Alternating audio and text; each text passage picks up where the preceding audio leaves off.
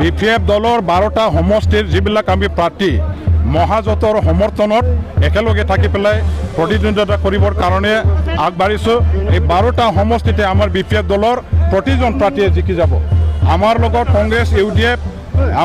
Congress UDF CPI-ML দল আছে।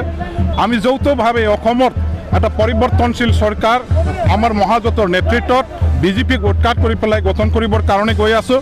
আজি হাজাৰ হাজাৰ আমাৰ বিভিন্ন জাতি জনগোষ্ঠীৰ ৰাইজে আমাৰ ইউডিএফ কংগ্ৰেছ CPIM BPF দলৰ ৰাইজে একেলগে আমাৰ আজি ইয়াত সমদল উলিয়াই মনোনয়ন পত্ৰ দাখিল কৰাৰ সময়ত আমালৈ সহযোগ আগবঢ়াইছে, আমাৰ শক্তি প্ৰদৰ্শন কৰিছে।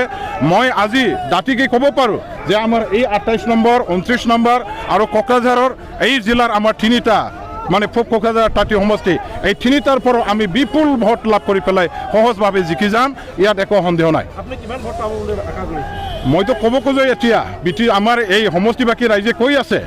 মই বহুদিন ধৰি কাম কৰি পেলাই যিটো পিকচাৰ দেখা পাইছোঁ, বিভিন্ন আমাৰ দল সংগঠনৰ নেতা কৰ্মীসকলৰ পৰা যিটো মত পাইছোঁ, যে জাতি জনগোষ্ঠীৰ যিটো মত মই সংগ্ৰহ কৰিব পাৰিছোঁ যে অসমৰ ভিতৰতে 126টাৰ ভিতৰতে সৰ্ববৃহৎ ভোট লাভ কৰিব পৰা এই পশ্চিম কোকৰাঝাৰ 29 নম্বৰ সমষ্টি হ'ব বুলি আমাৰ ভোটদাতা ৰাইজে স্পষ্টভাৱে আমাক জনাইছে। আপুনি কাকবা ফেক্টৰ বুলি ভাবি নেকি? কাকবা ফেক্টৰ বুলি ভাবি? ফেক্টৰ তেনেকুৱা কোনো আমি সন্মুখত দেখা পোৱা নাই। বিপিএফ দল সৰ্বশক্তিমান এটা দল।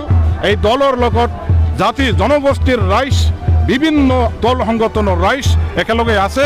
গতিকে এই বিপিএফ দলৰ লগত টক্কৰ মাৰিব পৰা তেনেকুৱা দল এই এছেম্বলি ইলেকশ্যনত কোনো এটা দল নাই বুলি আমি ক'ব পাৰোঁ।